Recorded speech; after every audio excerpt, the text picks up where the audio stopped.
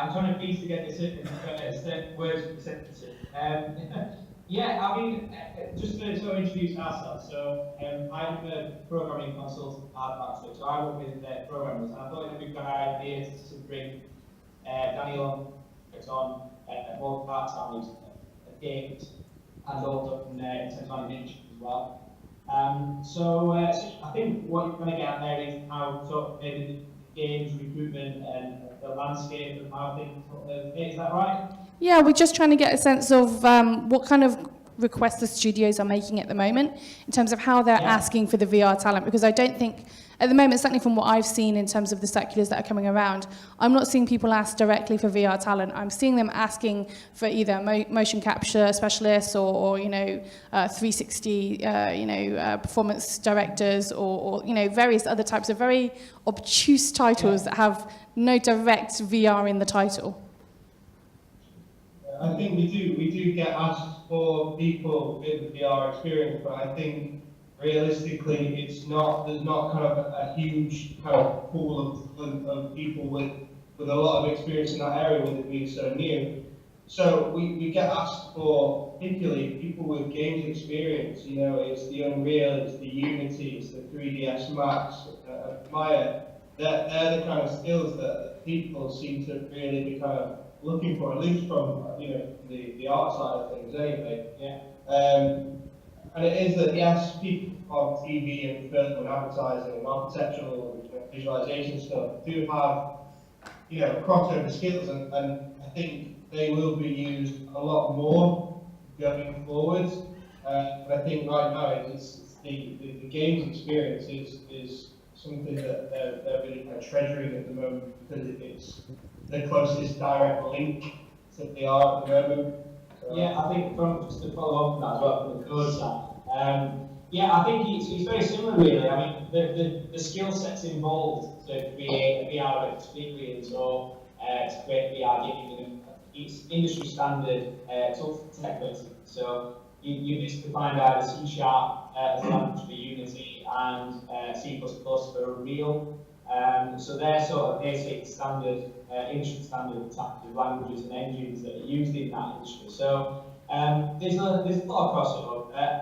In terms of types of studios that are arising in the business that we're getting at the minute, it's a strange crossover really. There are a couple of companies looking for candidates to work on VR games, but as well we're getting a lot of digital agencies as well at the minute. Again, they're not looking for VR programmers as such. They're looking for people who have got experience with graphics and getting the most out of what the tech available to do. So again, there's a lot. So we work with the likes of Imagination and of course N-Dreams. So again, it's like a strange crossover. There's a lot of need at the minute for people to create VR experiences, everything, not just the games. Like, for example, Jaguar. If you guys saw the presentation that Imagination made. Jaguar led, all the journalists in the room, a VR headset on, and when they finished the demo on the VR headset, the removed headset, then there was the new concept. So there's loads of cool different ways of utilising VR and showing up projects. So I think it's an interesting mix between games and digital agencies that create content for clients. Okay, so Dan, being as that you're, obviously you're a live studio, you've got projects in progress. I'm kind of curious from your perspective, are you looking for people who've got that myriad of experience in the games industry? Or are you more open to those people who are kind of coming straight out of university or whichever training courses, because they are more open-minded, they don't have any bad habits, they're not, coming at it with preconceived notions of how VR should or could look? Yeah, so we quite recently did a Grads in Games competition where I think it was a few students from various universities did art, programming and design, and I think it was through the art category, we found one particular guy who was quite cool, a guy called Niels, and he actually won that section and is now being offered a position at Endreams to be one of our VFX artists on a contract basis. So we do take in graduates, which is quite a cool thing. Usually these schemes run through competitions or things run through universities. We're always looking for up-and-coming talent. It all really depends on the seniority of the roles that we're looking for. But we have, I think currently we have about 12 open vacancies, predominantly VFX artists and animators. Okay. So I'm going to just take another sense in the room, just by show of hands. Who here would describe themselves as a developer or a coder, technical? Who here would describe themselves as commercial or publishing?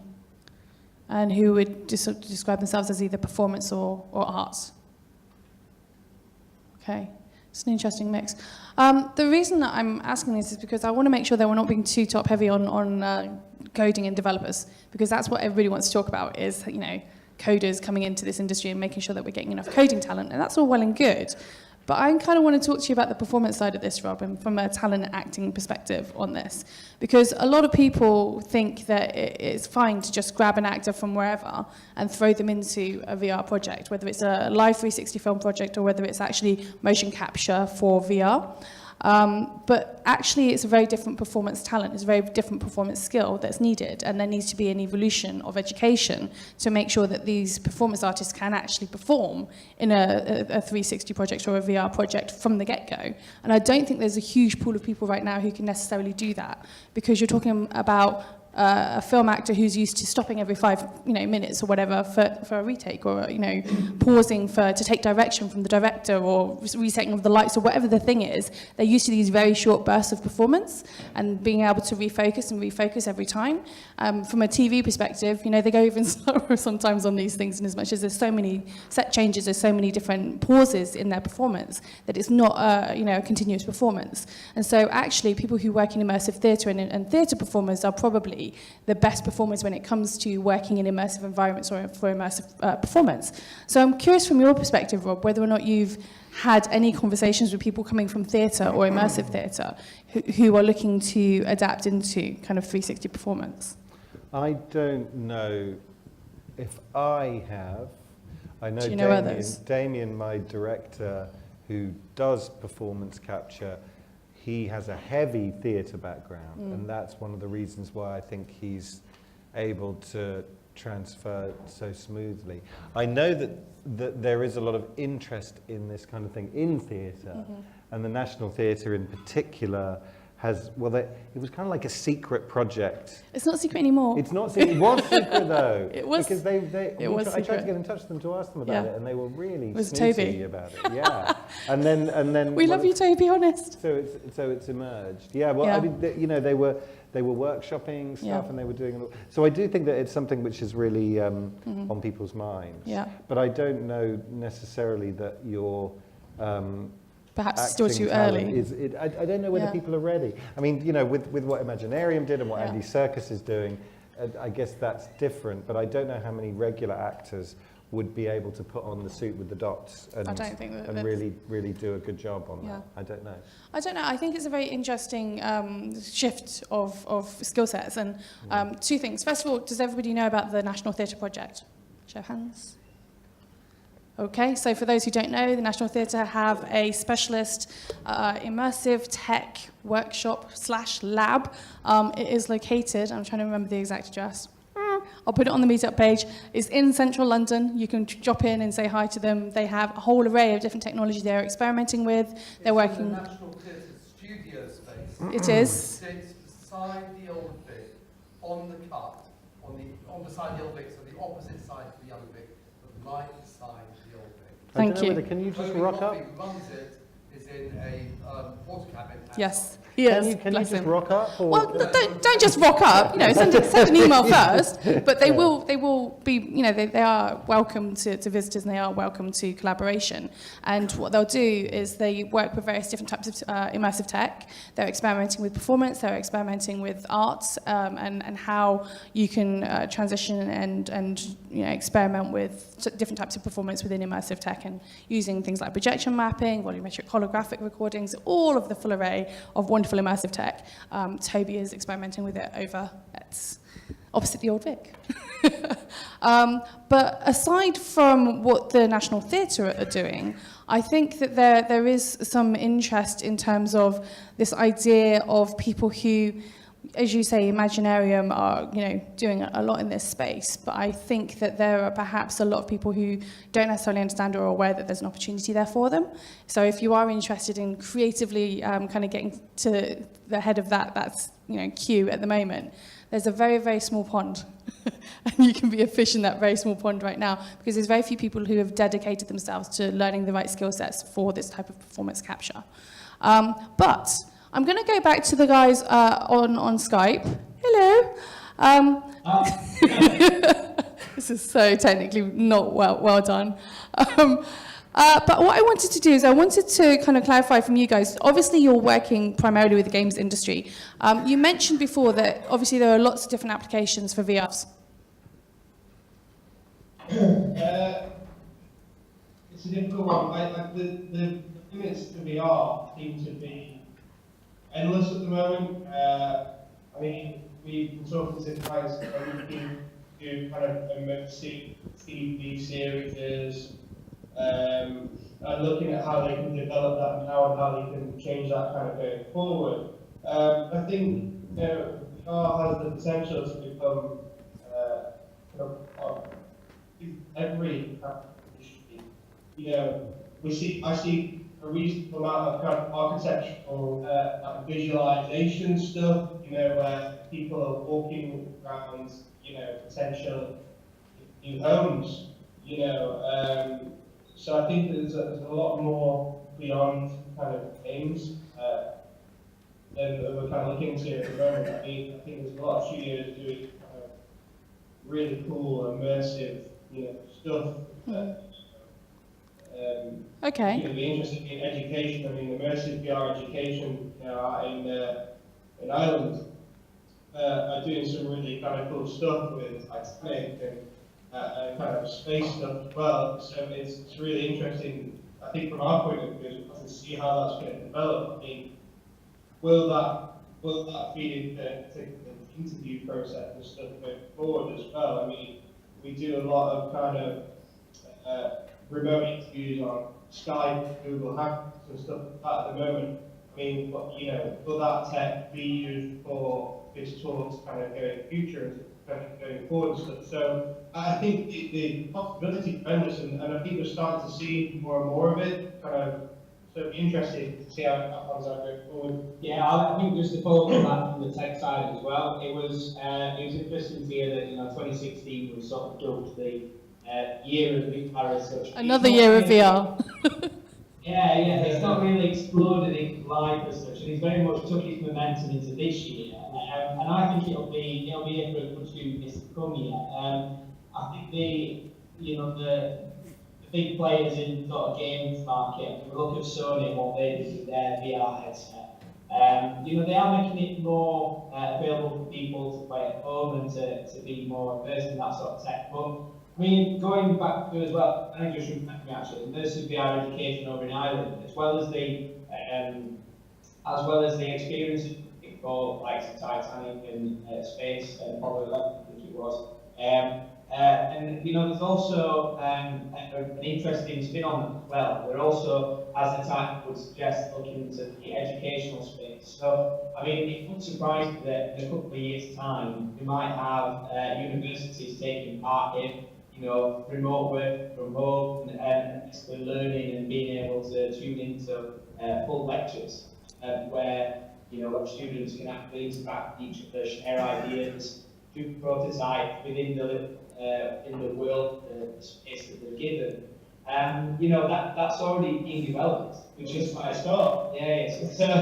So this is quite exciting, really. You know, there's lots of, as we mentioned, there's lots of different ways to get involved with VR.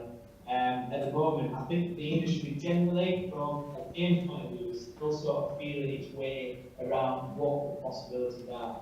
Okay. And I think that change as well as VR equipment becomes more affordable and accessible. you know, with the things that kind of Google is looking to do at the moment, you know, and how they're looking to develop and make, you know, the VR accessible to more and more kind of platforms, more phones and stuff like that. You know, I think then is when you'll start seeing more of a boom.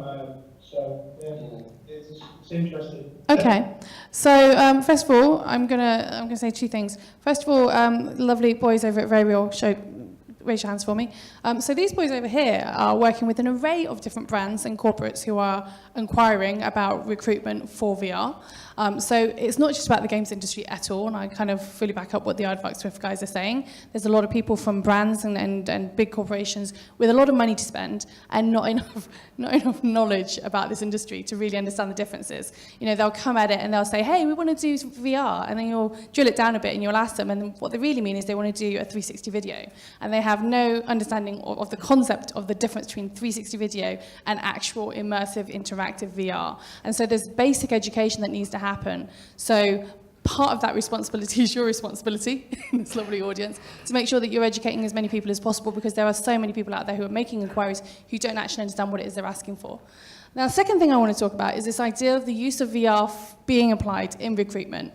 So from your perspective, Rob, and I think this could be quite an interesting question for you, but the idea of the utilization of immersive technology for people to audition or to talk to you as the agent to get the audition. Do you see this as something that you would confidently be able to start using to have actors either A, performing within a VR space to actually audition for the job, or B, actually working remotely from a remote location to be part of a broader immersive experience? I know I'm throwing you a curveball. Well, no, the former, I know, I mean, you know, it's only one step away from people auditioning on Skype, and I know plenty of actors who live here and need to audition for jobs over in LA, and they constantly, because they don't send tapes anymore or DVDs, they're auditioning over Skype, which can be pretty soulless and hard to connect with a producer, but it's out of necessity. Whether or not, I mean, there is a sense that, you know, with the way that technology is developing, you can make your film at any studio anywhere, and then, you know, the footage is you know, on a fiber in an editing suite somewhere else in the world. So all of this stuff is possible, and you could probably film someone in a VR suit doing something in a studio in Budapest, and it pops up in you know, on a scene in an LA screening room. So all of this is possible, and that is happening already now. Okay. So given that we're currently in alt space at the moment, and you are being projected into alt space, Dan, is it something that you consider using a platform like alt space for interviewing or for collaborating with the potential employee? Definitely. I think it's great to get the message out from the studio of the roles and the experiences that we're trying to create and the talent that we're trying to recruit. So if any channel, being a communications manager, any channel is a good channel, especially direct to people interested in VR. Okay, you heard it here first, AltSpace. Dreams will be doing recruitment fairs on AltSpace VR. Just saying. Right, so as always, we like to make sure that we open this out to questions. Does anybody have any questions?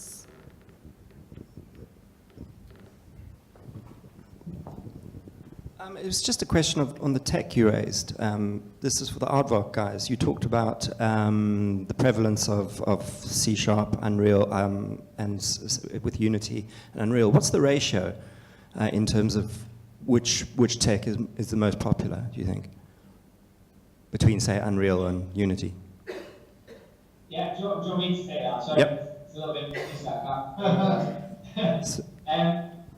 Okay, so yeah, I mean, in terms of the split at the minute, I'd say it's friendly, to be quite honest with you. I mean, you look into the mobile market, obviously everybody's using C# and Unity to make their mobile games, so anything that works at the same level and is simpler, then, you know, that is the sort of the avenue that they go down. I think when it comes to developing things for like developing applications of games for Oculus, for Steam, and I think you tend to find more C++ and Unreal development go off there. again, that's sort of a fairly industry standard. The console companies that we work with use C++ and Unreal. And of course, Unreal's free to use yourself and free to download and play with. So yeah, I think that's the tool of choice for that industry certainly. But in terms of the companies that we work with, it really is split, and it depends. Some that whole minute that like right, if they've had experience with C# and Unity, and they could well be a good fit for our C++ and Unreal type position. So it's not always vital that you've got certain skills. Okay, thanks. Okay, any other questions in the room? Hi, my name's Helen. I come from a theatre background and had been wanting to make documentaries, but for the last year I've been working for an interactive media company who moved into VR. So I have an understanding of the process of using Unity and the different programs, but I've been laid off and I'm looking for other works where I can combine my skills in the producing area. Can you advise me on how I might be able to move forward in that area? Maybe film and VR? Sorry. Oh. No, go ahead. I'm more stumped. Andy, go ahead. Yeah, I can't hear anything. I'm sorry, I can't answer that question exactly. Somebody with theatre experience asking about being able to adapt their skill sets for producing VR. She's already worked in some VR, but her primary experience is theatre. I don't know that there would be that there is anyone in film and television crying out for VR experience necessarily. You might find that lovely lady You over are. there is Well, there you looking. go, you are. She's looking. Yeah. She's hiring. but that's interesting. So in Love what connection. Woo! in what context exactly? Hold on. The people in alt space No, 'cause can't hear you. Hold I'd on. be interested to hear as well. There is. Yeah. Knowing what skill set they want. Yeah. So well, that's- yeah. I'm predominantly a producer in film and TV, and effectively I've kind of gone in my own direction because I got tired of working for people not opening their mind to technology that's coming out, and effectively I've got 3 projects that are just sitting there. I've been in contact with loads of companies who are really interested, but I have no idea what I'm doing. And effectively, I've got 3 short films that one needs to be 360 and 2 of them needs to be VR, and I have no idea what I'm doing. But the thing is that You're in a good room I'm here. gonna be honest. This is a it's good room of fascinating to me. people. But if you're looking to get those projects funded, that's one thing. And I can No, tell you- I have the funding. So you have them funded. So you're saying, what would you do? Where would you show them? What would you do with them once you've made them, right? Effectively, I've got so I've been in contact with various companies that do various kind of hardware to make things possible. But effectively, me being someone from the film industry and having everything at my disposal, what I'm missing is the person who can translate what that hardware is into someone who has no idea what she's doing in terms of VR, digital. Speak to these boys afterwards. They will be able to translate that for you. Did anybody else have any other questions? Hello, my name is Ritu, and I'm from the marketing background. My question is, so I'm completing my MBA, and after this, I want to pursue my career in VR and AR in something around that technology. My question is this the right time to enter? And because it's obviously, it's still new, and it's still young, and it's still growing. And if it is, which is the right company that I should look out for? Okay, I'm going to dive right in here. And I'm going to say, yes, now is an awesome time. Because you know what? Nobody knows what they're doing. It is the blind leading the blind. There is no such thing as a VR expert. And anybody who says they are a complete liar. So now is a perfect time because you can get in there at the very beginning of this industry. You can carve out some credibility and a reputation within this industry. And it doesn't require you to have a decade of experience somewhere else. Anybody can come into this industry right now. And in terms of who should you work for? Is it gaming or is it film? Where's your kind of core interest? I'm open to all of them because I'm interested in all of them. This man right here. You're Yeah. hiring you for publishing side of your company, aren't you? Yeah, I'm quite new to VR. I joined nDreams about 3 months ago, and prior to that I had experience in games for about 11 years and film industry and music industry before that, which I'll show you a bit later if you stick around. So yeah, yeah, I would definitely say, you know, now is the right time. You know, I'm super passionate about VR, I'm super passionate about the technology, and that's what's driving me to, you know, work at nDreams. And, you know, things are moving so fast in the technology and things happening around us. You know, I'm seeing prototypes every single day of wonderful games, and hoping that, you know, just a few of them get green light, which is one of the things we do at nDreams. Okay. Thank you. Any other questions?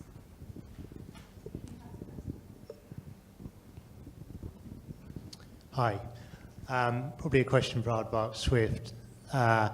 Basically, I'm a techie wanting to get into VR, Unity and Unreal, and I've done some minimal training in that, but how much experience do you need after that to get into a job in VR?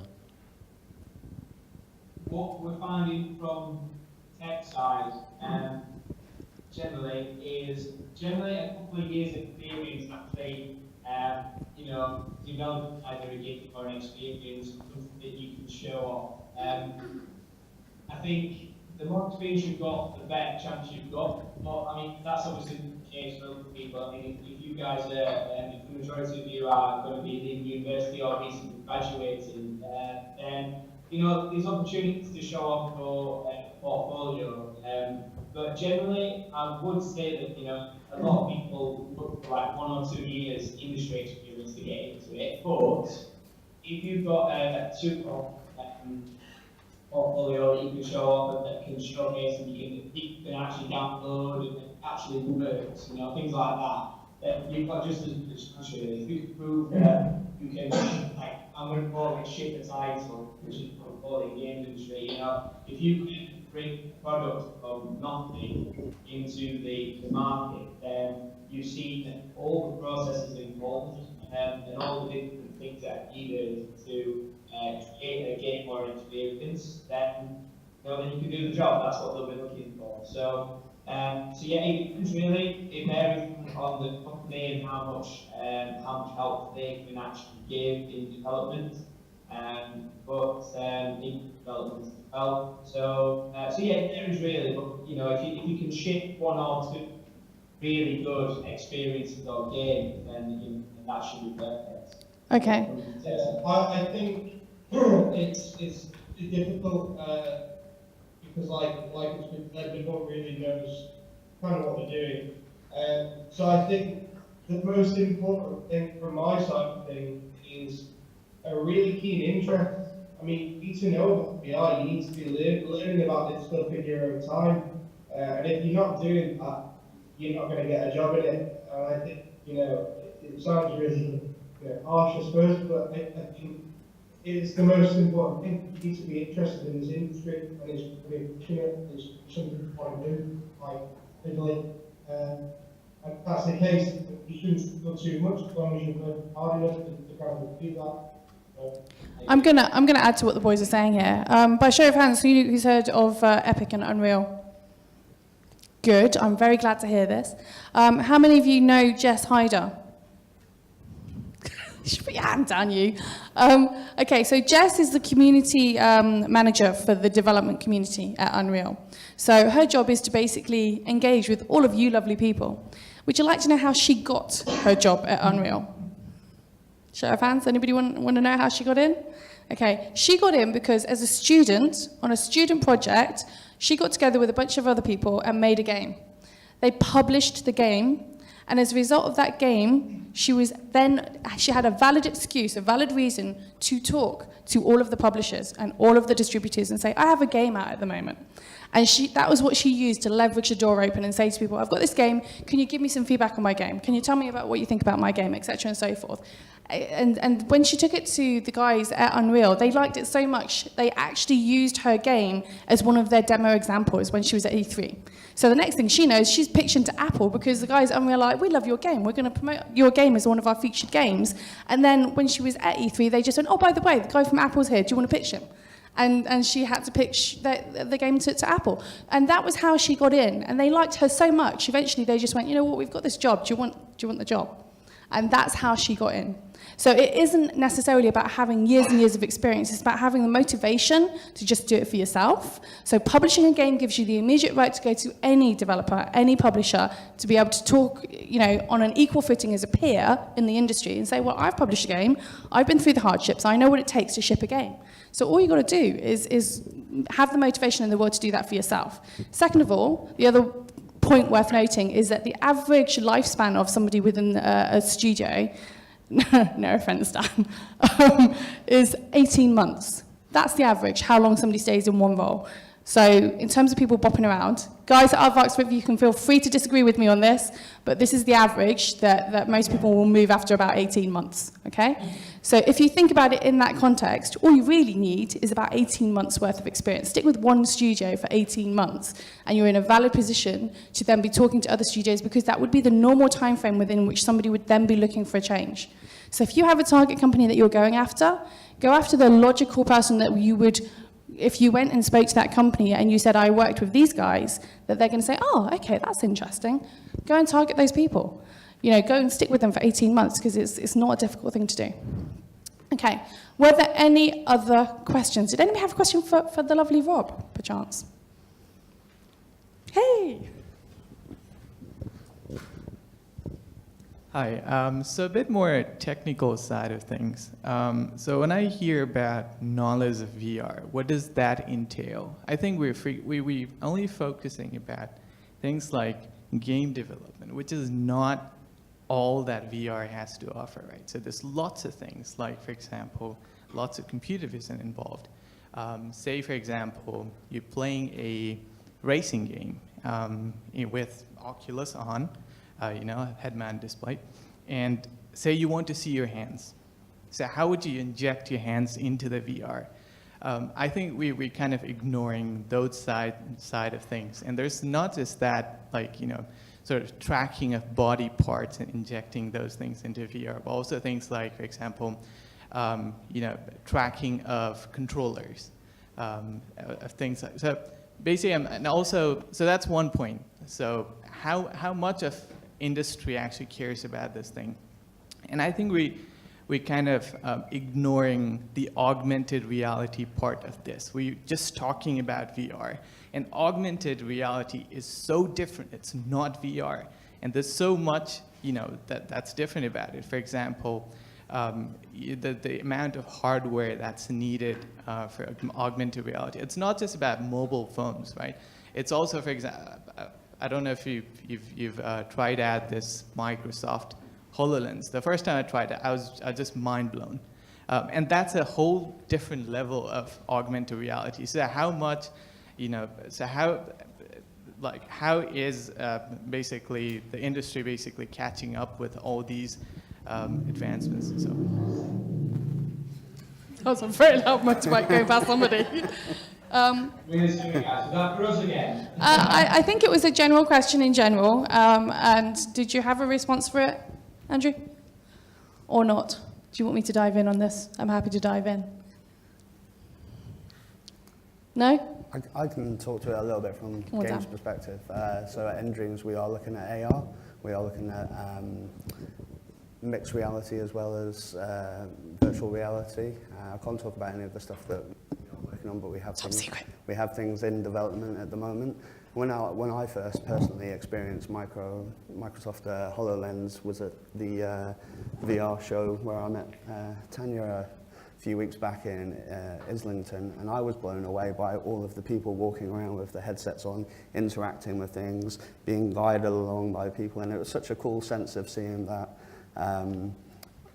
alternate reality actually in the real world, and the many applications that you can have for that. And that's another reason why I'm super excited to be in this industry, because Endreams are looking at, you know, more than just VR and games. I would back this up in as much as most of the studios that I'm speaking to, whether they're game studios or film studios, most of these guys are looking at immersive tech. It's not VR, AR, XR, whatever the heck the R is that people want to call it. They're not using these kind of phrases anymore. They're talking about immersive tech, and that's a blanket term for everything. So for example, if you're going to go visit the guys at Disney, you know, you can ask to see the Holocave. Likewise, if you go to Microsoft, you can see their Holocave as well. They're different versions of the same thing. But people are experimenting with this technology and have been for years. And also outside of the entertainment industry, people have been experimenting with this for a very long time. So certainly if you speak to anybody who's in architecture, engineering, or in defense industries, these guys have been doing it for so long, they've got their own subset of their own industry that they call synthetics in the military. And synthetics is basically synthetic, either synthetic worlds or synthetic environments is what they call it, but they mean VR. They mean immersive tech. They mean anything that creates an immersive environment. That's what they mean by synthetic. But they've been doing it for 30 years. So, you know, it's not new to these guys. It's not a new thing. Likewise, if you speak to people in architecture and engineering, they've been doing this for an awfully long time as well. The automotive industries have been working for a while now with digital engineering to replace the physical need for clay models for vehicles. So there's a lot of people who are experimenting with both AR and VR, but I think most people know that it's not a pure VR future, so they're already experimenting with a lot of different things. Now, to go back to the earlier point in your question, which was, you know, whether or not we're overlooking certain other types of areas of interest or verticals, I think that there are definitely, the perception is that there's a shortage of skills in certain roles in certain areas and certain skill sets. But there are a lot of people who have these skill sets and this knowledge. It's a case of knowing where to look for them. So as for example, right now, there's a huge amount of interest in the psychological impact and the impact for people, long-term impact for people who are utilizing immersive technologies. Now, a lot of people will go, oh, nobody's done studies on that. Wrong. If you go to Google and you type in Google Scholar, it'll bring you to the new platform. That is a search engine platform. When you search Google Scholar, you can type in whatever the search parameters are, so let's say mental health in VR, and it will show you every single study that has been done. I guarantee you, if you put anything to do with VR or mental health into Google Scholar, you will find at least a couple of hundred different research reports that have been done. There's a lot of research out there. There's a lot of people who've been experimenting with this stuff for many, many years. At least as far back as I remember seeing reports in 2008, people who were doing psychological impact of immersive environments using Second Life. So there are people who've been doing these studies for an awfully long time. The expertise is out there. It's about knowing where to find the expertise. Okay. Did you have anything you want to add to that, Rob? Well, don't forget about storytellers, because yes, there's a lot of tech, but telling a story is the same thing it's always been, and it will continue to be, and the desire for story will not go away. And, you know, I'm currently, you know, consumed with a golden age of television and platforms and SVOD and all that kind of stuff, which is taking up most of my time. So for us, VR and AR seems like a bit of a further way off in terms of how you tell a story to an audience using this technology. And I'm still waiting to see how the tech will apply itself to that.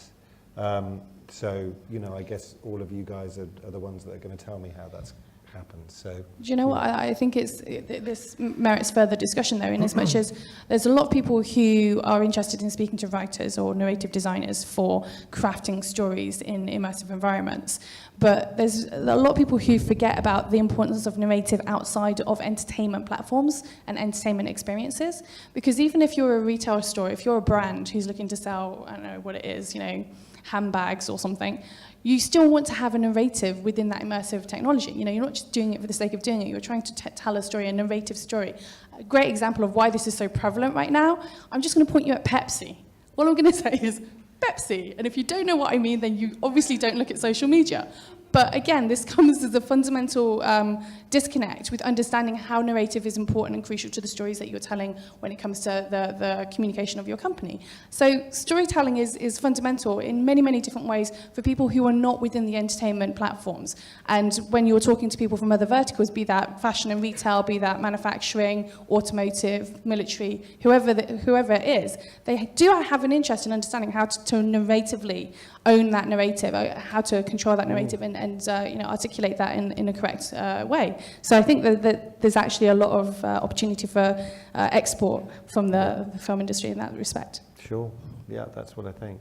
But from the point of view of someone up here making films that are using that technology, that's really exciting. I get probably 5 scripts every 2 months doing VR that are scripts, short film scripts for VR. Yeah. So it is changing. It's just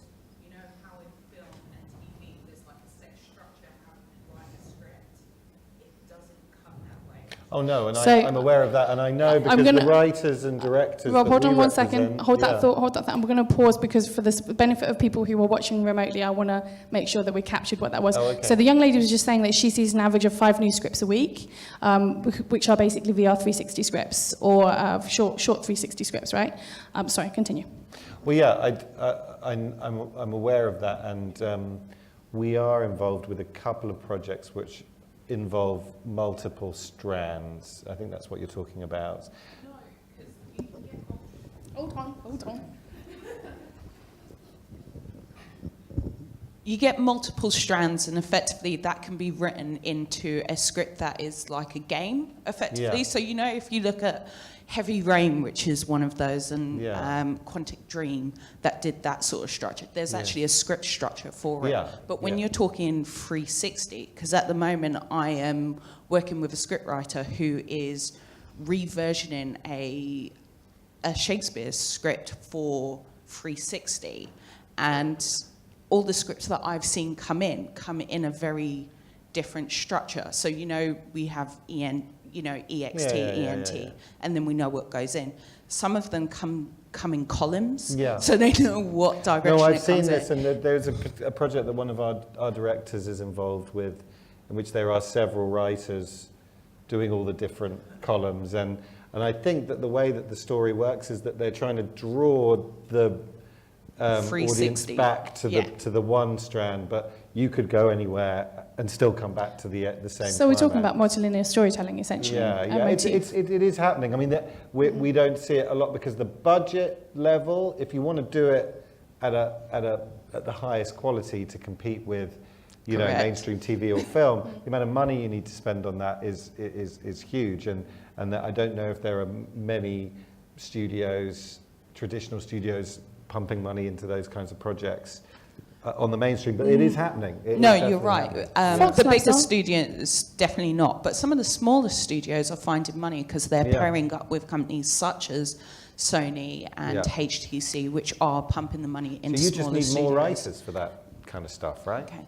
Brilliant. So a couple of things I'll throw onto the end of that is, first, for anybody in the room who is a writer, you should check out the VR Writers Room, which is a collection of different types of writing skill being brought together to actually identify what the future of immersive entertainment storytelling will be. Also, you should check out Rob Yescombe, who's the writer on Farpoint, which is currently out at the moment for the PSVR. The young man spoke recently at GDC, and he has a very specific type of storytelling structure called spherical storytelling. It is worth double checking out how one does spherical storytelling. But this young man has a question. Hi, Tanya. First of all, I met your boss, Steve, last week in a pub in Berwick Street. Steve is not my boss. Oh, Steve's not. I don't work for Steve. He told me about this event, and basically, we're a music company. We're in Carnaby Street. We're. Oh, you, Bill? No, Bill's our friend. Oh, Bill's okay. our friend. No, we're called Macasso Music, and like this young lady here, we've got a lot of experience in our field, and we write music for film, TV, media, and really we'd like to ask the panel or anybody, it's where do you consider music in the chain of events that go into making VR? Do you consider it at the beginning? Do you consider it later on? Are you interested in original music, which is what we do? I'm so glad you're asking this question. Or do you always go for well-known tracks? But we know in a lot of gaming now there are specially commissioned pieces, and just specially for these different types of games, and it's something that our company really wants to get into, but again we're a little bit sort of not quite sure where to begin, but obviously coming to an event like this and meeting different people, we would love to do it. We're refurbishing our studios at the moment. We want to make sure we've got the right equipment in there. It'd be very interesting to get some advice and chat to a few people.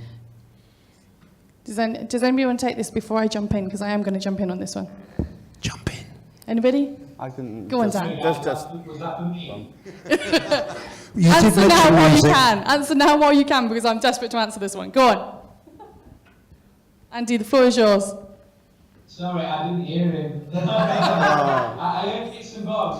He's I heard asking. Unreal Unity being mentioned, but that was it. He's asking about music and how music is considered in the VR process. So basically, what would be your response?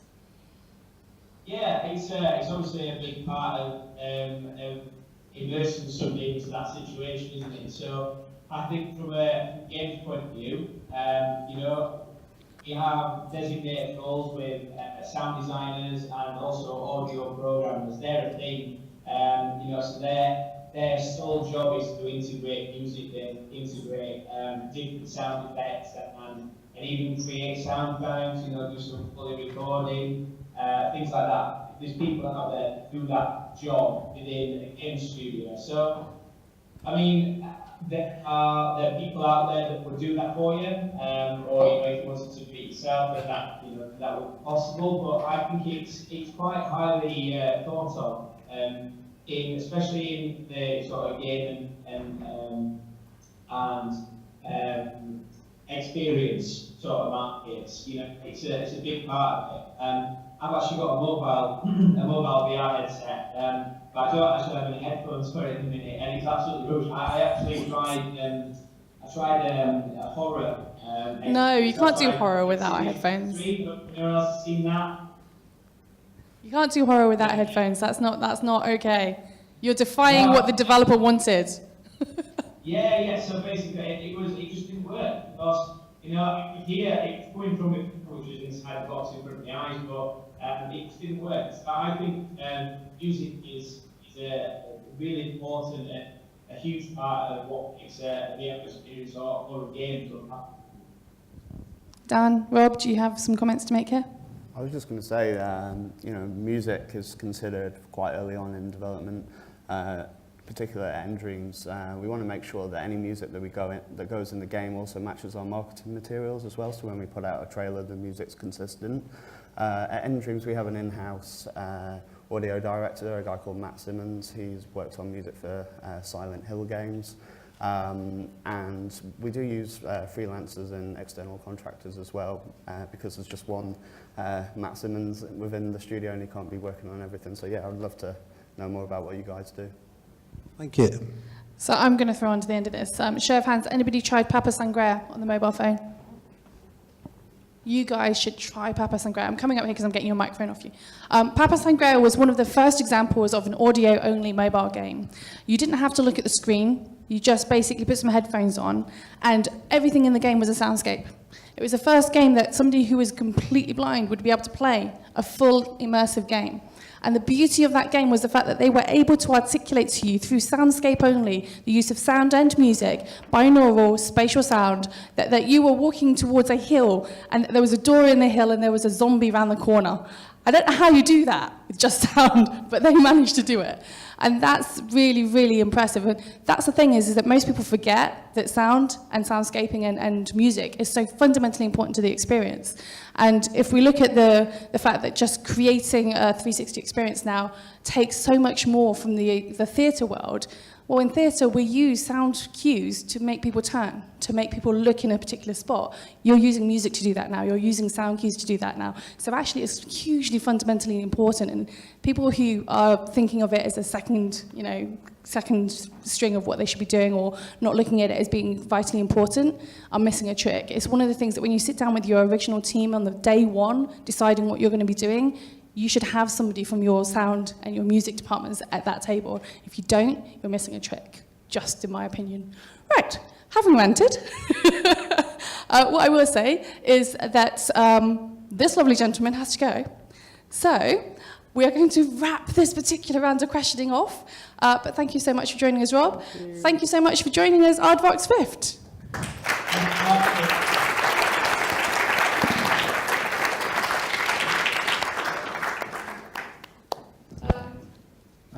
Actually, I've just realised that we didn't give the guys online a chance to ask any questions. Rob, thank you so much. You're very welcome. I'm going to give you this back as well. Debbie, were there any questions from Altspace? No. That's good. So next up, we have the lovely Dan, who is going to take us through some of what happens over at Endreams. If I can get my computer to work properly. Hello.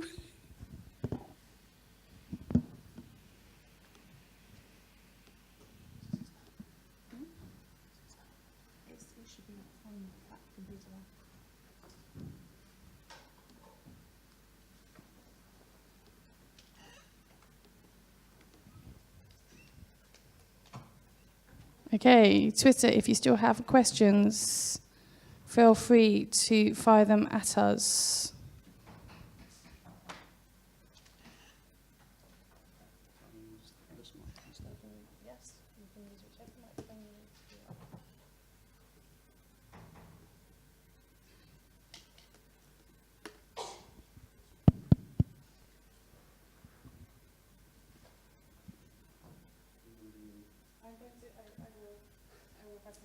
There's some transitions.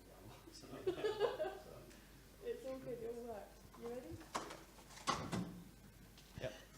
There we go. Oh, okay, so most of you know me by now. I'm Dan, communications manager at Endreams. We're the UK's largest publisher and developer of VR experiences. I'm just going to talk to you a little bit about my journey into VR. So I worked in entertainment for 17 years, graduated with a multimedia technology degree back in the day. I was developing websites, flash games, enhanced CDs, music DVDs for the music industry. And then I moved into the film industry, working for the likes of Contender Home Entertainment, which are now at E1, Harry Potter DVDs, and Hong Kong Legends DVDs. I used to produce and author those DVDs. And then through redundancy, as it always happens, I had to retrain and look for something new to do. So I entered the games industry in QA because it seemed like a good thing. I like to play games and I wanted to get into the games industry. So that's where I started. I retrained back into the games industry. So my first job was actually at EA, and I spent a nice long 10 years at EA. Developing and publishing some of the world's best games, and some of my favorite games that I've had the chance to work on are on screen now. I've worked in the publishing team of over 50 games, 50 titles over that course of 10 years at EA. I left EA, went to work for Maker Studios, who are owned by Disney, for a few months, talking to YouTubers, looking after YouTubers, managing the relationship there. But something was missing. I was missing games, and I wanted to get back into games. So I joined Sega for 2 years, and I was working on, Sonic the Hedgehog, some of the Western titles like Dawn of War, Football Manager, and Company of Heroes. And then quite recently, VR for me at around 2015 mark, lots of people started to talk about VR. And I was super interested in the technology, and having done a technology degree and been relevant to my interests and making games relevant to my interests, I decided to say goodbye to Sega and join Endreams. So I've been at Endreams now for about 3-4 months, heading up the communications team. So my job there is going out, doing talks like this, meeting lots of interesting people like yourselves, going to game shows, showing off our latest games, making sure people are aware of what VR can do, particularly in immersive experience. There's a misconception that games should be first-person experiences, and what we're trying to do at Endreams is show that, we can really challenge the medium. So we've got a game that's coming out later this year called Bloody Zombies. It's a brawler, but it's a kind of a 2D side-scrolling thing. If you don't have a VR headset, but if you do have a VR headset, you get like a diorama view. You can look in, you're fully immersed in the world, you can see all the action, you can give tactical support to your friends, you can see things that happen before they even notice it. And another kind of cool thing about this particular game is we're bringing non-VR and VR players together in the same game. So traditionally you play a game, a solo experience on the couch, and you bring people into the game, where you pass the headset over to them. This game you can play on the screen, and they can play with you on the couch. And online, there's online as well, so you can play with up to 3 other players. well, actually 3 other players in VR or non-VR as well. So you could have 2 players in VR and 2 players not in VR. So we're hoping that we're, breaking down some walls there. I'm just going to talk a little bit about nDreams and who we are and where we've been. So originally, nDreams pre-2013 developed a lot of ARGs on the PlayStation home system, on PlayStation 3. We had a very successful game called Xi, which had 650,000 downloads. We developed a Lewis Hamilton, Secret Life of Lewis Hamilton at ARG as well. And yeah, that's what we've been doing. So 2013, I'm doing it here and you're doing it there. I've totally forgotten that you're doing it. So 2013 was the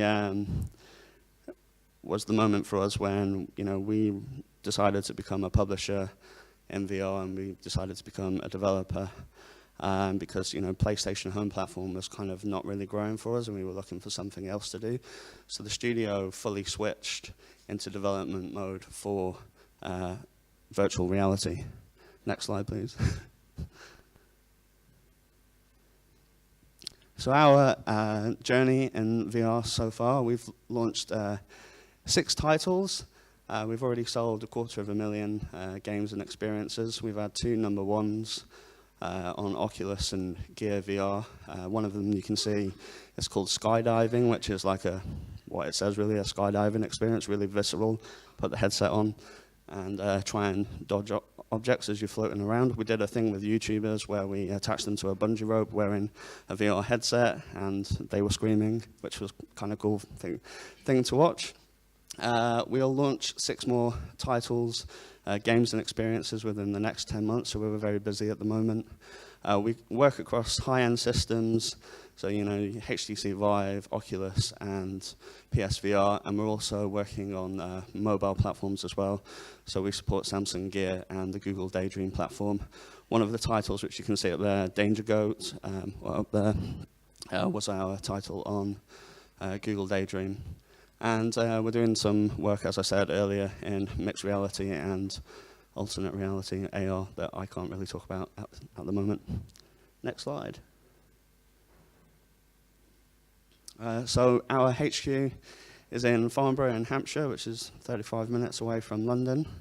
It's open plan. You can see on the right-hand side all the glass booths. They're all fully kitted out with VR, so there's lots of games being played and lots of prototypes being messed around with during the day, which is kind of cool to see. And it's glass, so you can see everyone waving their hands around, which is quite cool to see. Next slide. Keep pressing. Okay. So our head of talent is a lady called Tamsin. How we approach recruitment, so 2015 we didn't really have much recruitment. It was usually ask the team or call an agency. In 2016 we incubated our own internal recruitment function, and in 2017 we have a mixed strategy which incorporates the use of agencies and staff referrals. Over the last year and a half, 30% of our permanent hires were female, so we're committed to a diverse workforce at nDreams. Next one, please. And again. So our strategy, we are, we're looking for our core roles in publishing and development.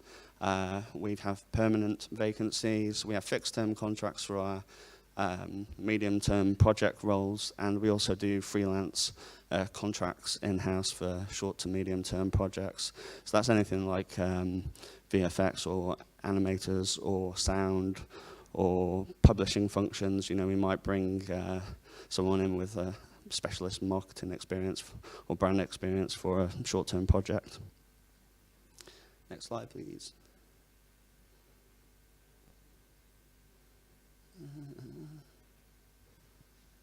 I have to keep going. that's it, I think, yeah.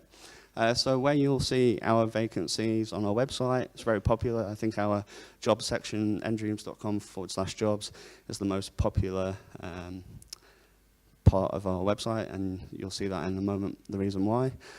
Twitter, on ndreamsvr, and Facebook, job sites like Indeed, Glassdoor, and we also sometimes advertise online, particularly in industry magazines, and we use an agency called Amicus for some of the vacancies, and you can see where some of the vacancies come from. So 41% are who you know, 41% are direct applications as well. Next slide. There aren't that many jobs in the VR in VR in the UK at the moment, because we're still in the early days. But in the last 13 months, we've hired about 2% of the applicants. The competition for these jobs is very high because there aren't that many of them. But don't be put off. We do accept like speculative CVs as well.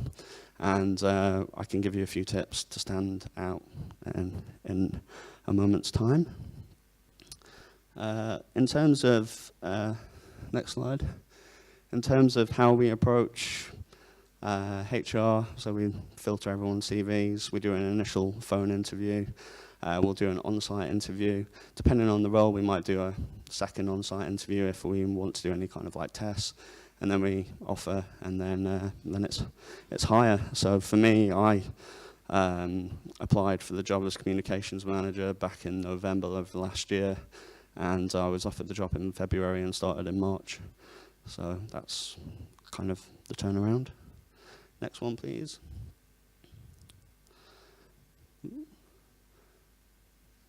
So what do we look for? One more, I think. We look for very passionate people in VR, technical skills to do the role, and drive and enthusiasm, and a commitment to quality and getting the job done, because we want to create the best possible VR experiences and games. So yeah, be passionate. And the types of roles that we hire for, so we hire for development, so art, code, design, production, audio and QA, publishing, marketing, community, digital distribution, and then operations, finance, HR, facilities, and information technology. Next slide, please. One of the things that we get asked quite a lot is, do you need games experience? And this is not always true. So our financial controller came from a pure accountancy background, but he is a massive gamer, and I think he was like super delighted that he got his first job in the games industry, because he's just like probably the most pumped and excited accountant I've ever seen in my life, which is quite cool. We have a HR manager. She comes from a non-games background, but super qualified in HR, and we are teaching her everything there is to know about games and VR experiences. And then our IT manager, he comes from a gaming background. He used to work at Lionhead. So he's got the basic core skills in terms of looking after a studio, but in terms of the tech side and the VR side, you know, we're pretty much covered there. There's a lot of knowledge and a lot of wealth of experience with VR there. A lot of our senior roles usually require a lot of games industry experience. So you see from myself, I've been in the games industry for 11 years, and there's guys who work alongside me who've been there for 20 years plus, which is a time. Not at nDreams, we're in the industry. And usually our entry-level roles don't require experience, just passion is the one thing I would say. Like you need to be aware of the games as well, but that's a given. Some tips.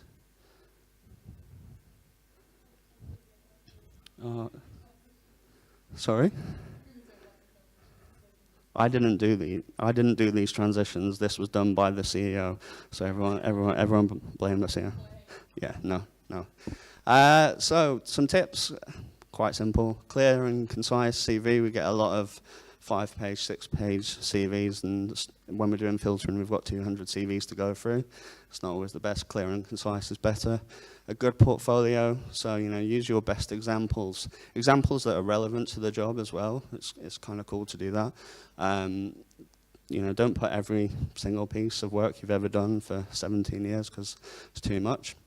Don't write a massive cover email. Something along the lines of, I would really like to apply for this job. We probably wouldn't read any further. Check that you've spelled Endreams correctly. It doesn't have a Z in it. Some people write it with a Z. We don't go any further. And Tamsin, our director of recruitment, her name's not Tanya or Tabitha, as she sometimes gets called, Tamsin. And just on some of the current vacancies that we've got going at the moment. So permanent, we're looking for a COO, we're looking for a lead VFX artist, we're looking for a VFX artist, back-end server engineer, programmers, and then freelance roles, animators, character artists, and UI artists. If you're interested in any of those roles, check out that you can see the job description on our website, or go to inquiries@endreams.com. Mention me, mention here, that's good. And that is the end. Thank you. Any questions?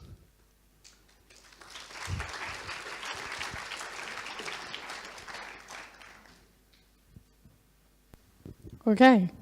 You're going to make me run all the way up the back? I've already decided I don't like you. Hi. I have no experience in the games industry other than just playing games, but you mentioned early on that you started off with QA, and as far as my current role is concerned, I'm actually looking transition out of my current IT role into testing. So QA presumably is part of that. How would you suggest I construct a way in to QA in games? So QA, one thing I found when I was there was a lot of people trying to go beyond QA and apply their existing skills. If you're willing to transition into that route, apply to publishers is probably the way forward. There are a few external QA companies out there, one that Endreams use called Testology, and they have contract roles available. That would be the way that I would go about doing it, is publishers will have their jobs on the website. And they're usually short-term contracts because of the nature of the projects. But, if you demonstrate skills, you demonstrate that, you've got a keen eye for seeing bugs and various pieces, and you're able to articulate yourself quite well, you probably find that you'll get kept on or rehired or moved or transitioned somewhere else. Once you're through the door, you usually get access to the publisher's internal job boards. So then it's quite easy once you're in the door to, start talking to people at lunchtime and making connections. That's what I tried to do as soon as I was through the door. When EA was doing QA, the QA was in a completely different building to the main publishing house, and we all had to walk about a mile to get our lunch. So I used to just ask people randomly at different tables with my lunch, like, what do you do?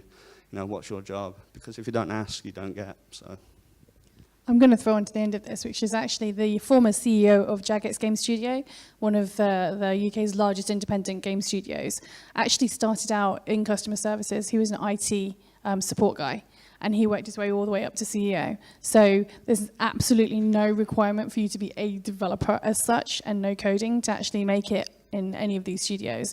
And certainly there are lots of creative opportunities available as well. There was a hand over here first. Who was the hand over here? Yes. Hi, my name's Aaron, and I come from Crowd DNA. We do market research, and we're trying to look into mix MR and AR. So you say you're working on some MR projects. Is there anything that you or anybody else here has worked on in terms of ethnography and documentary using AR, MR, and 360? I think Tanya's going to answer this. I feel like I'm trying to answer everything. I'm not deliberately trying to answer everything. I just happen to know the answer to this one. Actually, the team at Amplified Robot have done some really interesting stuff with AR. And I can't remember the name of it, Matt. The AR thing for the shopping malls. What? iBalloon. There you go. So they did iBalloon many, many years ago now. It's actually quite an old app. But they've been doing that kind of thing for a while. So actually, Steve Dan and the team at Amplified Robot are very well worth talking to. But also in terms of who's experimenting right now, in terms of AR, it's worth knowing the guys at Candy Labs. So Candy Labs have been doing some interesting things in AR. Also, their CMO is the president of the LA chapter of the VR AR Association. This one here, which Steve is also the president of the London chapter of the VR AR Association. So in terms of just knowing people who are doing AR and doing mixed reality stuff, Candy Labs is a good start, but also Steve. Yeah.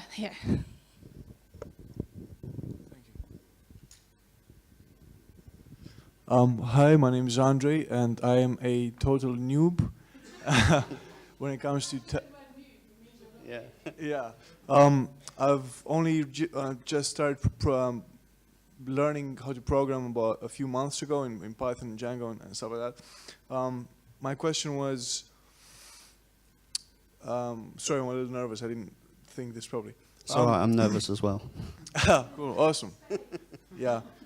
So basically, I have a few friends with whom we talk about like huge ideas. How realistic is it for me to think, as somebody who's in a totally different industry and career, to actually translate? I'm interested in coding and developing almost exclusively. So, yeah, how realistic is it for somebody like me to look at, perhaps, getting even an entry-level job in this industry within like a year? Is that something that's realistic, or? I would say if you have a portfolio, if you can demonstrate your skills in some way, if you've created something in code or you've answered a problem. I think with programmers and code, they're always looking for solutions. So if you've come up with a solution to something out there at the moment in any of the engines, and you can demonstrate that in an interview, particularly in a speculative CV, I think people will listen to you. But as I've said earlier, don't write a massive cover page. Like, be quite succinct when you apply for that particular job, and you never know. I would try, because if you don't, you'll never know. Right. Okay. Thanks. Okay. Yeah, I'm going to throw into the back of what Dan's just said, which is actually, first and foremost, the games industry and also the VR industry are incredibly, incredibly entrepreneurial. So the fact that you are thinking about getting into the industry doesn't mean that you need to wait for a studio to hire you. You can do this yourself. You can throw together a game, you can go to a hackathon even and come up with a game at a hackathon. In fact, I've seen numerous people come out of a hackathon with a finished game title that is a prototype, it's a minimum viable product, it's an MVP. They've managed to get jobs on the back of that because they're now able to demonstrate, A, they work well in a team together, and B, that they can actually ship something on time. So don't be afraid to go out there and try it. It's not about necessarily, interviewing for studios and trying to find a studio that will take you. Studios are impressed by your ability to actually just do something off your own back as well, and not just wait for somebody to give you the role as such. There was a hand over here. Hi. Do your guys code in Playmaker? Sorry. Do your guys code in Playmaker?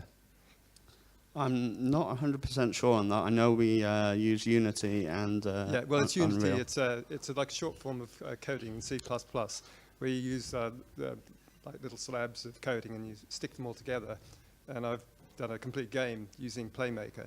I mean, it's really good and probably good for you, because if you haven't, you don't want to spend hours and hours going through really complicated stuff. It works incredibly well, and more and more people are using it, and it means that you just don't have to spend the hours doing it, because somebody's actually made that little patch of code where you can put it together. So you just need the ideas, the birthing pool. Yeah, the birthing pool of ideas, and that gets you the game. Playmaker, and it's a valid point. Things like Scratch, they exist because it's supposed to teach you how to code. It's supposed to make it easier. This lovely lady had a question I totally forgot, sorry. Hello. You were talking about VR ages ago, and I just remembered that at the beginning of the industry, there used to be cave systems back on SGI. So back in many, many, many years ago, 20, this was 20. So what I was going to ask, I'm showing mine too, so don't worry, you're in good company. My question is a little different. We're talking about a lot of people who are very young coming into industry. I'm on the other side. So I've been working in video technology, games technology, built the video on demand movie service for Virgin. I'm part of BAFTA. I've been doing a whole bunch of different things. I'm a strategic CTO. And I'm actually trying to have conversations with people about the other side of coming in. But of course, as you say, very few people have VR experience. But there are people who are coming in with, my background's video technology, games technology, and if you start laterally innovating across video, games, AI, wearable tech, and immersive audio, and 3D animation, you end up with virtual reality. So I think there's a number of index points in there.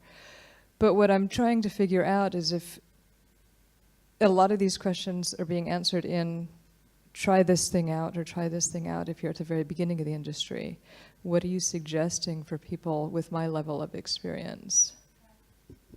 Dan, do you mind if I butt in on this? Go for it. These boys over here at Very Real are a good starting point in terms of if you've got that level of experience. Amadine, give us a wave. That lovely lady over there, she deals with Unfold. She also deals with the Reality Centre. Again, lovely person to speak to if you've got a lot of experience. She's going to be a good person to speak to. Vera, where are you? You still in the room? Vera, this lovely lady over here, she's doing a lot with VR together, and it's called VR Village, correct? Wonderful. Getting the names right is good. But again, Vera can help to connect you with people who are looking for expertise, especially in the NGO and the non-profit sector, charities who are looking to work with people who've got an extensive amount of experience in VR. Who else is in the room? I'm looking. This man down here, Jeremy, wave at the lovely lady. This is Jeremy from PwC. Again, PwC, when they're consulting with their clients talking about VR, they're looking for people who have a significant amount of experience to be able to contribute to those kind of conversations. So does that give you at least 3 starting points? Dan, did you have anything to add? No, I don't think so. Awesome. Okay, next question. Hi, actually I have 2 questions. I'm a digital and 3D designer, and I was wondering how a traditional like web digital designer can transition to VR or AR. And the second question is, if it's possible to create 3D models inside VR, something like Google Brush, maybe something different. Yeah. I would definitely say yes, you can. We recently recruited for like a graphic designer, but the VFX team was so impressed with the portfolio that was given forward. They're trying to eye them up, trying to bring them over to the dev side. So if you go into somewhere with an impressive portfolio, I think you can absolutely get through there. In terms of creating objects within VR, one thing that I worked on at Sega for Dawn of War was something called Sketchfab. I don't know if you've seen that, but that's a way of getting 3D models into an area where you can display that on the web, and then through their I think on Oculus, on the Gear VR, they've got like a little plugin where you can view those 3D models as well. It's on the Rift. I don't think it's on the. It's not on the Gear. Okay, maybe it's on I could be completely wrong. on the Correct Rift me as if I'm well. wrong. Yeah, I don't think but it's on the Sketchfab is certainly a thing to check out. There's also this new company over at the Digital Catapult, the Augmenter program. One of the companies were doing a particular platform that allows you to be able to create objects and then port them in a much simpler way than Sketchfab. I can't remember the name of the company. Just go and look on Digital Catapult's website and you'll find out who they are. There's only like 5 companies.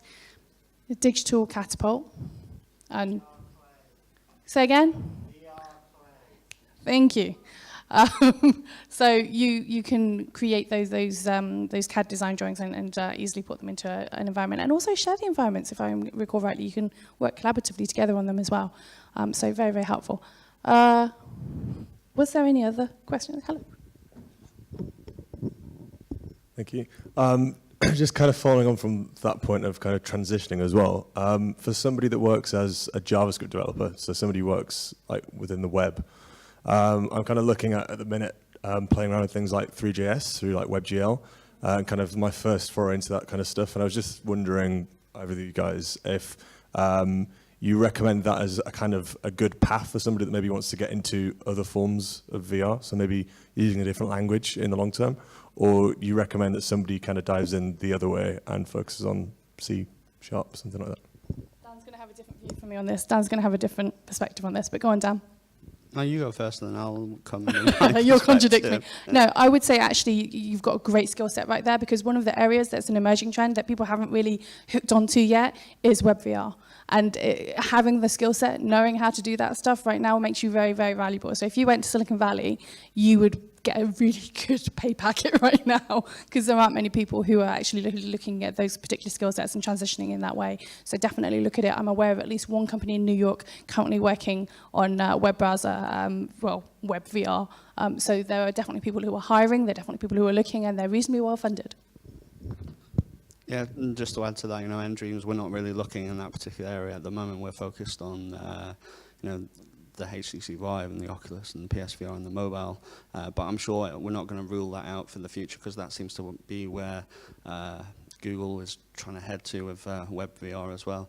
I was remembering when I was at university, there was a technology around called VRML, which would probably be a little bit similar, and I messed around with that. I messed around with that technology back then when I was a developer, and it's kind of cool to see how it's come to where your skills lie at the moment. So yeah, cool. Okay, we have time for one more question, and then we're going to open the floor. Hello.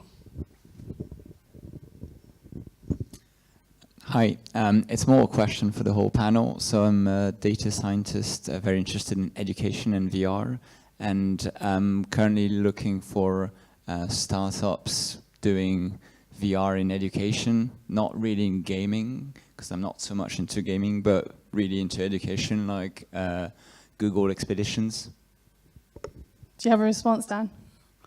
No, but we can talk anyway. The most logical starting point for you would be Pearson. So Pearson have an interactive division who are looking at basically educational VR. Who else is doing educational VR right now? There's a couple of different people doing educational VR. Necton, is that what they're called? The guys who are doing the oceanic stuff. So they're doing deep sea missions, and they're looking to educate people using 360 experiences of deep sea missions. So that's educational focused stuff. Alchemy VR are very documentary focused. So again, primarily education. I don't know why I'm walking towards the question, because I said no more questions. Right. Does that cover it, Dan? Did you have a response to add? No? Okay, so we're opening the floor. We have two other additional speakers who are going to get 5 minutes each approximately to tell you all about what they're up to. I'm going to start with the lovely boys at Very Real. Please do take the stage. The stage is yours. Oh, wow. No, that's for Dan. That's not for me. Hello, everybody. Well, 3 minutes. We've all got lovely wives and family to get back to. Not me. Okay, so what do we do? I think it's really important for businesses to properly harness immersive technology. I think there's this danger that, well, in fact, there are already case studies where businesses are just spending money, and actually, are they really getting the content out to the right people? And I think the technologies involved with immersive realities, or whatever the phrase is of the day, it's so important for those guys to really get all the information they need before they can make a sort of an informed investment. So now you're thinking like, okay, Ed, so okay, we're here to get into the industry. Like we're not sort of going to suddenly start consulting with these businesses. There are some great consultants in the room already. What we do is we just kind of make sure that these businesses, they get paired with an appropriate production partner. So we give them all of the information they need. So we do our best to give them really good return on investment, some market analysis, and sort of we run workshops in short that take between a day, a week, We do some longer term consulting stuff as well. So we get in front of as many people as we can, but we also, I suppose, at the same time, once we have established that there is a justifiable business case, we make sure that we, bearing in mind budget or price or rather location of the team that they need or whatever, not everybody can afford, IBM, for example, to kind of as their first foray into immersive tech.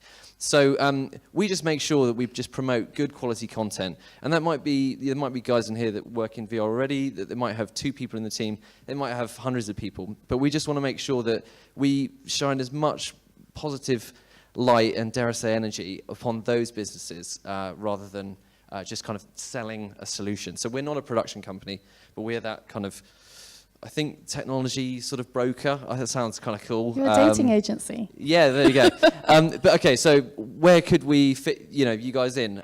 Well, we work with massive amount of production companies. I mean, 99% of which mostly are in London. We do some work in Holland and bits and bobs in Europe that make us sound probably sexier than we are. But I think these production partners, once they've kind of won a bid or they want to do some work, they always will need, coders. And in fact, the gentleman over here with the JavaScript background, you might have a C# background, you might have any programming, it's a big tick. My team, there are 5 of us now, we also look for artists, and we also do some production work as well. So if you're interested in the technical stuff, brilliant. And also if you're interested in consulting with businesses on an ad hoc basis to kind of really show them and sort of demonstrate, actually, you know what, for what you're trying to do now, you don't need to invest in anything, because technology this time next year might mean that, hopefully, more people will have headsets, for example. So are your customers going to see it this year? Or it might be next year, or in 5 years, it might be a justifiable investment. Anyway, enough from me. Great to meet you guys. Get in touch. So if you're interested in working for a production agency, swell, to use a word from the 1950s, apparently.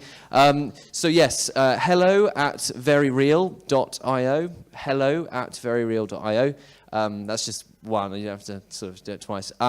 Yes, it'd be great to hear from you. My name is Ed. This is my colleague Jack. There's a few more guys in the office in Shoreditch.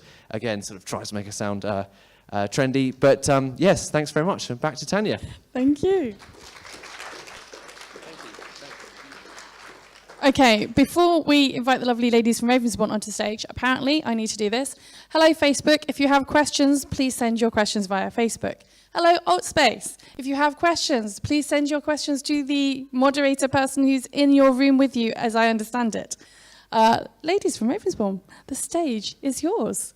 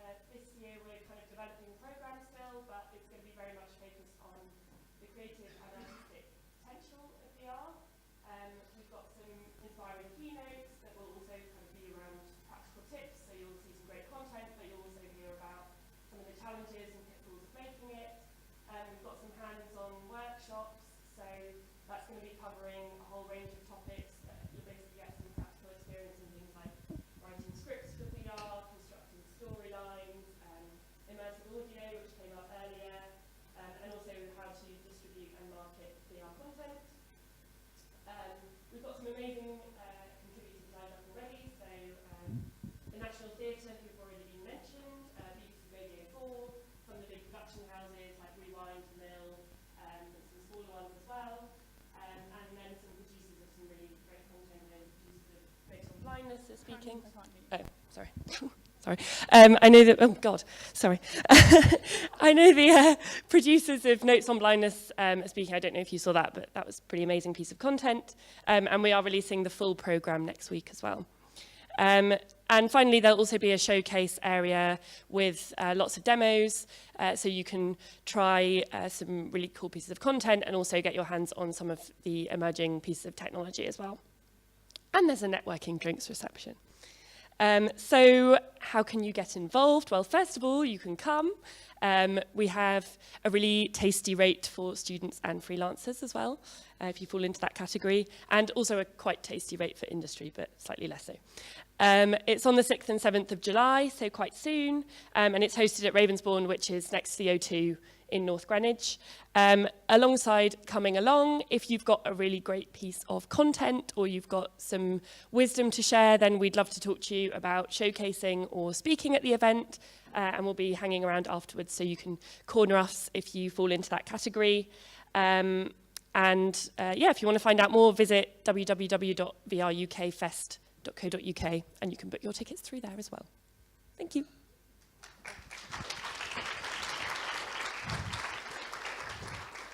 So what I will say is, for those of you who are remotely watching this and can't physically come and find these lovely ladies, feel free to drop us a message via the meetup.com group, or via Twitter at Digital Jam Ltd, or via the Facebook page which you are watching on, or to the Altspace moderator who's in your room with you. Either which way, let us know and we'll put you in touch. Other than that, what? What? Oh. I was about to embark upon some other conversations. Yes, give me a chance. Gosh, she's so pushy. So we have a few different things that we want to let you know about. First and foremost, the Immerse UK will be hosting a VR Writers Room probably in September. We will let you know the details as and when they become available. But the lovely people in this group, on the meetup.com group, will be given first option on those tickets. It will be invitation only. It is not open to the public. It is a closed-door VR Writers Room session. If you have a specific interest in VR and writing are things of interest to you, please let us know via the meetup.com group, and we will make sure that you get an invite first. Second of all, as Ed has rightly pointed out, Digital Jam are very pleased to announce their partnership with Very Real. If you have an interest in working with Very Real, or with Digital Jam in fact, you can reach out to these lovely boys and they will actually organise that for you. So, other than that, please do come speak to any of the people who have spoken today. If you have any questions, let us know, but otherwise feel free to network and talk to each other, because that's why you're in the room. But thank you for joining us for this Augmenting Reality session.